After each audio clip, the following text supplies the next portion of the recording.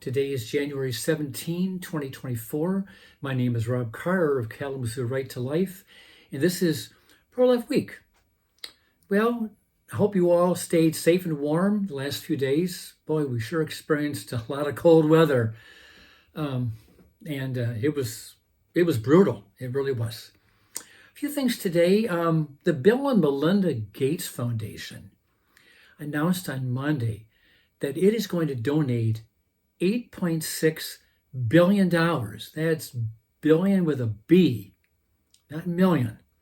They're going to donate $8.6 billion to national and international organizations that promote family planning and women's empowerment. Now, let's not be fooled here.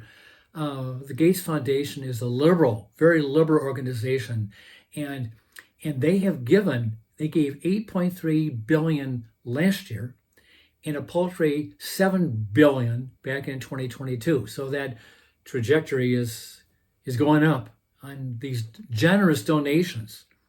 And here again, this is not going to conservative organizations. It's going to groups that promote abortion and birth control and just very liberal causes. It's just a fact. Bill Gates is a flaming liberal, and he is very generous with his money. And this is the result, is that all these organizations are going to get money. And needless to say, Planned Parenthood is going to be a recipient of some of that money. And ever since the Bill and Melinda Gates Foundation formed about 20 years ago, I think, Planned Parenthood has received $94 million. That's million with an M, not B. But more recently, just last year, of that $94 million, $10.5 million of it just came last year. So in recent years, he has upped the ante on donations to Planned Parenthood, which obviously is America's number one abortion provider, with like about 380,000 abortions just filtered through Planned Parenthood's abortion clinics. Okay. Well, I bring this all up for two basic reasons. One is that, the Gates Foundation is a liberal organization, and, we just need to be aware of their methods and their goals. These kind of donations are expected from a liberal organization like the Gates Foundation. It's just expected. Number two, and this is of more concern than I would say, is I've noticed, and I'm sure you have too, that a lot of wealthy pro-abortion donors are very generous when it comes to donating to pro-abortion organizations or to causes, referendums, to pro-abortion candidates. They're very generous. They're very philanthropic, you might say.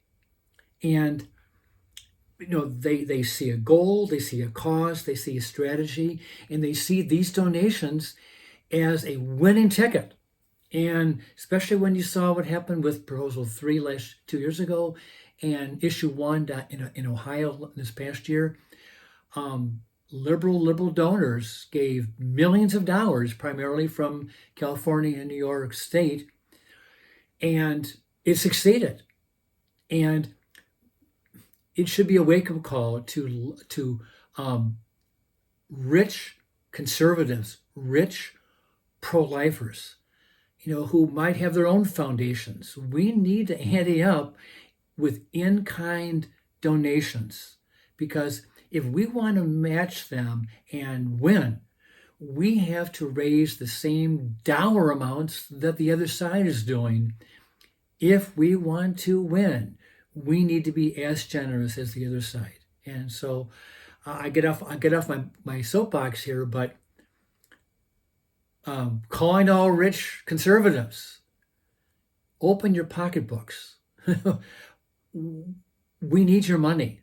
I know that sounds self-serving, but we do. We need your money for pro-life causes, pro-life candidates. Okay. March for Life is going to be held this week in Washington. January 22nd is going to be the anniversary for the Roe v. Wade decision. And I did read that since January 1973, the number of legal abortions in the U.S. is now at 65,400,000 abortions. What a staggering number of the loss of human life, of innocent human babies, innocent children sacrificed on the altar of abortion. The Iowa caucus was held this past Monday. No surprise, really. Donald Trump was the big winner, received 51% of the vote. Ron DeSantis finished a very distant second with 21%, and Nikki Haley received 19%. Next week is the New Hampshire primary, where Nikki Haley is expected to do much better and Ron DeSantis much worse. Again, most likely Donald Trump is going to be the winner. She's going to close the gap, I think, in New Hampshire, but I think he's going to probably win. Then it's on to North Carolina, where she was the former governor, but I do think Donald Trump is probably going to win again. That train is rolling down the track, and it may not be stoppable. It may not be. So we'll see. We will see. Well, the GOP candidates are pro-life. They're answering questions during debates. They're making statements. How often have we heard Joe Biden have a question asked of him? Where does he put limits on abortion? If he could, where would he put those limits or regulations? He's not asked that question, and he doesn't volunteer it either. He just talks about codifying Roe v. Wade, making sure that women have the right to legal abortion, because of course abortion is healthcare. It's healthcare. But even though he's not really answering the question on abortion, mark my word, the Democrats will talk nonstop ad nauseum about abortion this election cycle this year. They won't stop talking about it because they really believe that the pro-choice position, pro-abortion rights, is a winning issue. They saw it with Proposal 3. They won. They saw it with Issue 1. They won. They saw it in these past elections just about 2 months ago. A winning issue. And they're convinced, two issues, that if Trump is elected president, we will lose our democracy. I even heard somebody say that if Trump is elected, we will no longer have free elections. Oh, it sounds like Hitler. We will no longer have free elections. And abortion. Those are the two issues: loss of democracy and abortion. Those are, to them, those are the winning issues. That women will vote for abortion. Okay, so let's consider that. Women will vote for abortion. Aren't there other issues out there right now that women might care about? Food prices are up like 17% the last 3 years. Mortgage rates are up. Rent is up. The cost of living is up. There's a lot of gas prices. They're up and down. But these are issues that women care about, that families care about. Food prices, everybody has to eat. There's a lot of issues that the Biden administration is not talking about because they're losing issues. They're losing issues. The last poll just said his popularity is down to 33%. But to them, remember, it's the loss of democracy and abortion. They're the winning issues. When Biden pulled out of Afghanistan, we left $7.1 billion of military hardware. Billion. And no, that's not just tanks and jeeps and missiles, but it's it's machine guns and bullets and rifles and hardware. It's just a lot of things. Now, Trump was going to pull us out. Yeah, Trump was going to pull us out, but it was going to be an orderly withdrawal. The troops were going to go. All of our hardware was going to be withdrawn. We weren't going to leave anything for the Taliban, but Joe Biden did. So that's a big issue, how we left Afghanistan. And let's not forget the elephant in the room, the 8 to 10 million illegal immigrants that we have in this country since 2021 with Joe Biden. You know, the floodgates have been opened, and millions of Americans, of illegal immigrants, are crossing our southern border.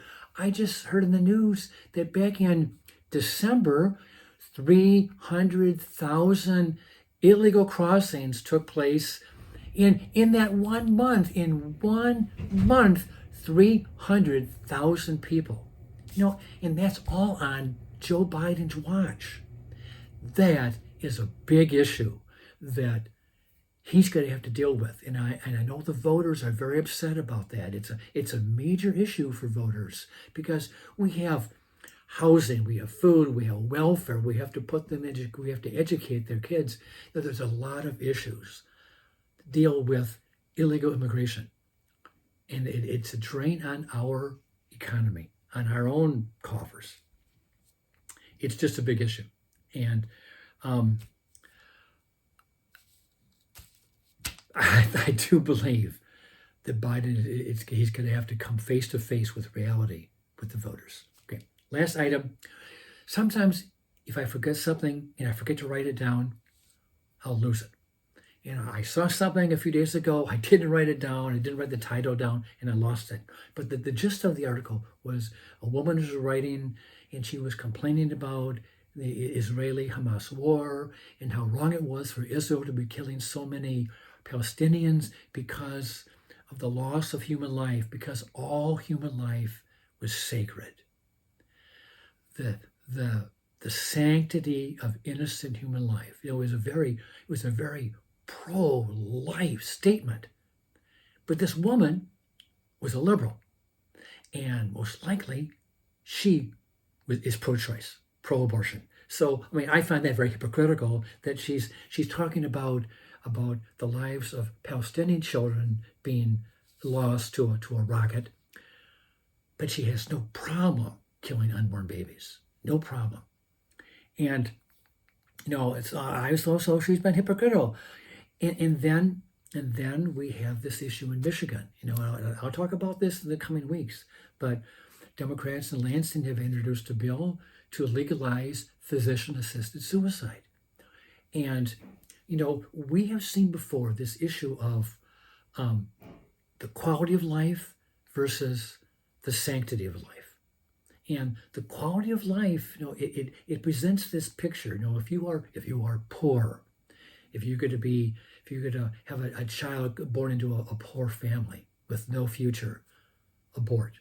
If you are a minority, abort. If you have a baby that's going to be that won't be perfect, a handicapped child, abort.